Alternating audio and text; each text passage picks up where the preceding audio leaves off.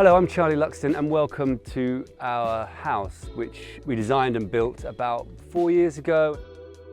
When you stand up on the common, which is behind us, as you look across here, you don't really understand that there's a house here at all. It's tucked right down into the landscape. It's a kind of a real mix of architecture and nature. That's, I suppose, what sums it up. So we should go and have a look inside. I didn't really want a massive big door. It's really just sort of tucked away on the side here and you sort of disappear in. The cladding is English ash. They cook it for 2 weeks at about 130 degrees to drive out all the sugars and all the moisture, and then it goes from being a very short lasting wood to being a wood with a lifespan of about 50, 60 years.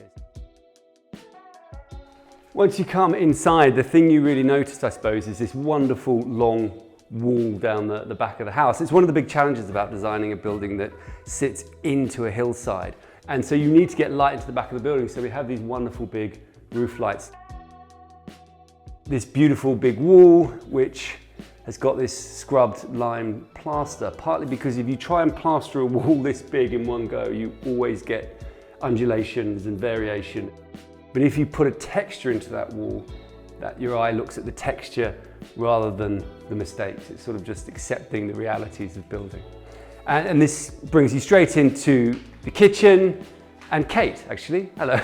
So this is Kate. So you live here, don't you? I do live here. I do live here. And it's a very, very lovely place to live. It's has a very calm kind of feeling to it. So we wanted to have an open plan kitchen, with the kitchen table being the starting point. I mean, the heart of the house, isn't it, for us? It is. We eat around it, we work around it, the kids paint on it, you know, all sorts of things. This is the cupboard of junk. And then this is the Wimbledon television. It only gets turned on for Wimbledon, pretty much. The storage wall acts as a really good divider between the kitchen and the sitting room. This can kind of create a little bit of separation. We got 2 kids who are, you know, want to read and sit on their phones like everyone, but if they can come around here and sort of hide, you know, it just helps everyone have a bit of privacy.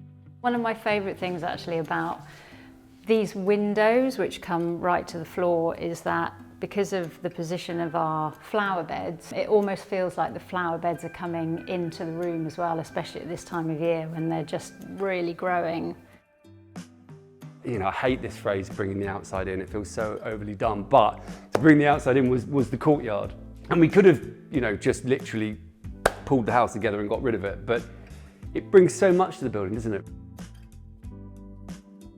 The house is sort of divided into, I suppose, 2 halves really, if you think about it. This is kind of like the public section of it. This is, you know, where people come and see us and where we are most of the time. We have a snug, which is where we sort of go and sit in front of the TV, and it's a bit more low key. And then it runs into the bedrooms. So this is more like the private part of the house, and it changes light quality, and you go from the very bright open spaces of the main outward part of the house into something more muted and calm and quiet. And we deliberately painted it a dark colour so that it really emphasised that.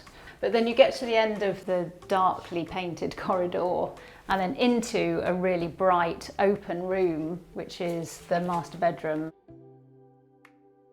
with the dual aspect windows that just really take in the garden beyond it, which is amazing. You really feel like you're wrapped in the garden. And the lovely thing is you can just come out of your bedroom straight into this, you know, this kind of incredible landscape. Just there is our office in that black building there. We've spent the last 5 years sort of really rewilding this landscape, planting sort of 700-800 trees and bushes.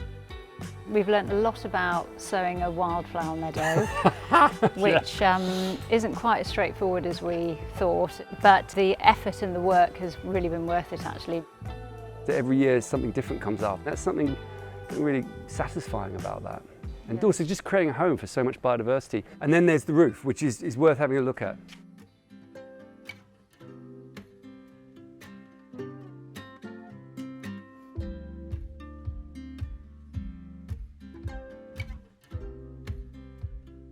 you know, I wanted to be an architect since I was about 13 or 14, and I think part of that was always about building my own house, because it all started off making dens and tree houses. So to do it for myself and my family has been an extraordinary experience. Having somewhere where the children can grow up, come home to, you know, have that haven, I think for all of us, I mean, that's what everybody wants, isn't it? We've been able to create somewhere really special to us. This is a living home. You know, there's friends staying, there's kids coming in, the dog running around. It is not some beautiful object that you don't, you know, you give it a good kicking and it lasts. And I think that's really important. This house is designed to take a messy, noisy, normal family, and it seems to do that well. I think that's a real success.